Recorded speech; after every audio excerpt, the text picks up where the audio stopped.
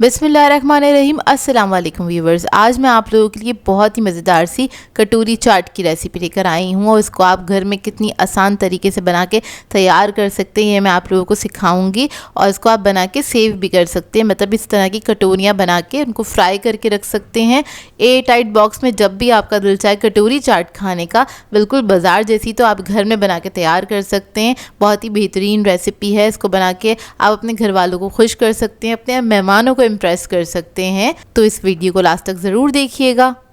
तो चलिए ये वीडियो स्टार्ट करते हैं। तो इसके लिए हमें चाहिए होगा मैदा 1 कप के बराबर। इसमें ऐड करेंगे हम सूजी 2 टेबलस्पून,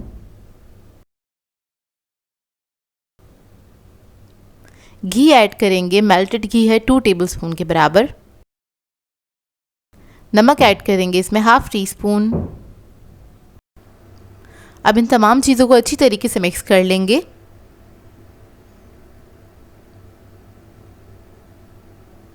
मिक्स करने के बाद आपने इस तरह से मुट्ठी बना के देखनी है। अगर बन रही है तो इसका मतलब इसके अंदर घी हमने सही डाला है, और अगर ना बने तो आप थोड़ा सा घी ऐड कर सकते हैं 1 टीस्पून के बराबर। अब इसमें थोड़ा थोड़ा सा पानी ऐड करेंगे और एक हार्ड डो बना के तैयार करेंगे। बहुत ज़्यादा हार्ड भी नहीं कीजिएगा, लेकिन नॉर्मल जो आटा हम बनाते हैं उससे थोड़ा सा हार्ड बनाएंगे इस डो को। डो जब सिमट जाएगा फिर इसको आपने नीट कर लेना है। इधर मैंने बाउल के अंदर ही नीट कर लिया था इसको। चाहे तो आप लोग काउंटर टॉप पे डाल के भी इसको नीट कर सकते हैं।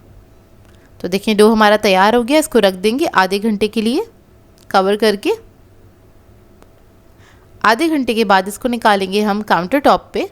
अब इसको नीट कर लेंगे। थोड़ा सा आपने नीट कर लेना है, क्योंकि इसके अंदर हमने सूजी का इस्तेमाल किया था। जो सूजी जो है वो थोड़ी सी फूल जाती है और डो जो है हमारा और मज़ीद थोड़ा सा हार्ड हो जाता है।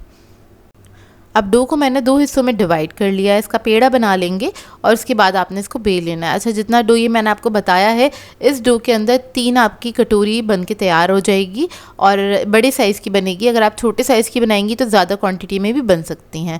तो बस इसको आपने बेल लेना है। ना ही बहुत ज़्यादा पतला कीजिएगा, ना ही बहुत ज़्यादा मोटा रखिएगा।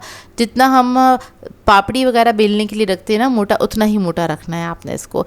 उसके बाद हम क्या करेंगे, कांटे की मदद से हल्का सा प्रेक कर लेंगे ताकि फ्राई करते हुए फूले नहीं।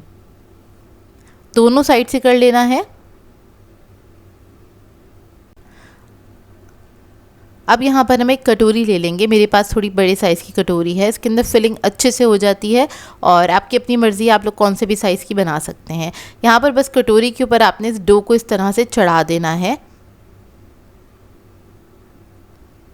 और इसको चढ़ाते हुए कॉर्नर्स पे इस तरह से आपने इसको सील करते रहना है। सील करने के बाद आपने इसको हल्का सा प्रेस करना है ताकि स्टिक हो जाए कटोरी के ऊपर। डो जो है हमारा स्टिक हो जाए। बहुत हल्के हाथ से आपने स्टिक करना है, ज़्यादा टाइट हाथ का इस्तेमाल नहीं कीजिएगा, ज़्यादा ज़ोर नहीं लगाइएगा। ज़्यादा चिपक जाएगी तो उसको निकालना मुश्किल होगा इस पे से। बस इस बात का ख्याल रखिए। कॉर्नर्स को मैंने सेट कर लिया है।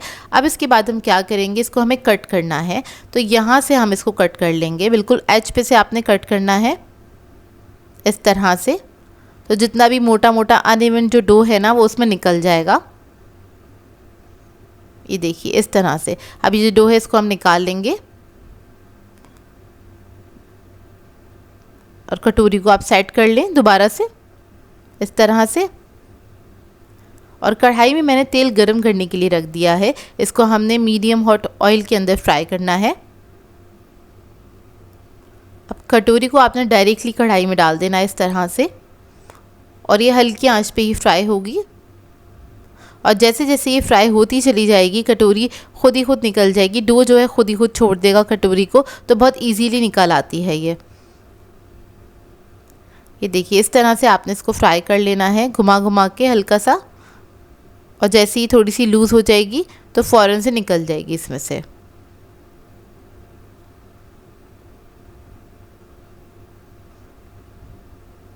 तो ये देखिए कटोरी निकल गई है। थोड़ा सा ऑयल आपने कटोरी के अंदर ही डाल देना इस तरह से, ताकि ये फ्राई हो तो चारों तरफ से फ्राई हो। इसको आपने थोड़ा सा घुमा घुमा के फ्राई करना होगा ताकि इसके ऊपर इवन कलर आए। तो इसके ऊपर मैं ऑयल डाल रही हूँ ताकि ये थोड़ी सी फ्लोट हो रही थी, बेस में थोड़ी सी बैठ जाए और गर्म ऑयल इसके अंदर रहे ताकि अंदर से भी अच्छे से पक जाए। इसको मैंने पलट दिया ताकि जो इसके एज हैं वो भी अच्छे से फ्राई हो जाए। और इसके ऊपर आपने इस तरह से तेल डालते रहना है गरम गरम। इसको फ्राई करने में आपको 3 से 4 मिनट लगेंगे, क्योंकि इसको आपने हल्की आंच पे फ्राई करना है ताकि अंदर तक क्रिस्प हो। अगर आप हाई फ्लेम पे फ्राई करेंगे तो ऊपर कलर आ जाएगा और फ्राई होने के बाद ये नरम पड़ जाएगी। अगर आपने इसको क्रिस्पी रखना है तो आपने इसको हल्की आंच पे ही फ्राई करना है और इस तरह से आपने पकड़ के घुमा घुमा के इसको फ्राई कर लेना है। जब इसका अच्छा सा कलर आ जाएगा, गोल्डन ब्राउन कलर, उसके बाद आपने इसको निकाल लेना है। अच्छा, इन कटोरी को बना के आप आराम से रख सकते हैं, पूरे 1 महीने के लिए रख सकते हैं किसी भी एयरटाइट बॉक्स में करके। जब भी आपका दिल हो तो ये असेंबल करें और इन्जॉय करें। अच्छा, अब इसको हम असेंबल कर लेते हैं। तो इसके लिए मैंने उबले हुए चने ले लिए हैं, वो हम इसके अंदर ऐड कर देंगे। थोड़े से आलू ऐड कर देंगे इसके अंदर उबले हुए, थोड़ी सी प्याज ऐड करेंगे, टमाटर ऐड कर देंगे इसके अंदर,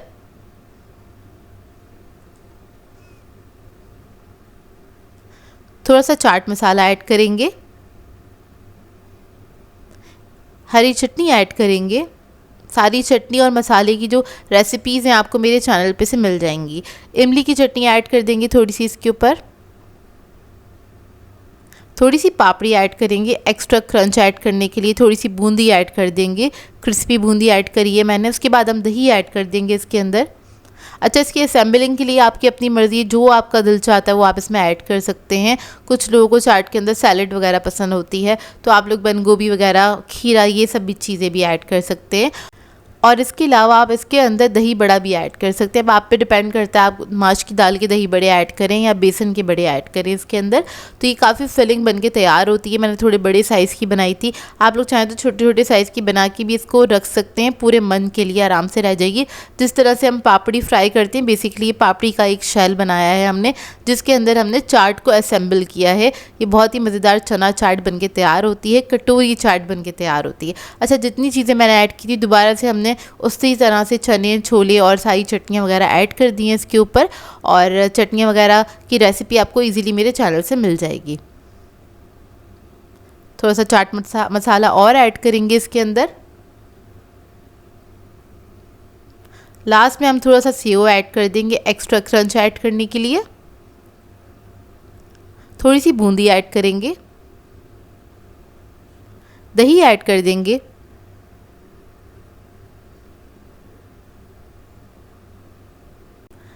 लास्ट पे इसके ऊपर थोड़े से अनार ऐड कर देंगे,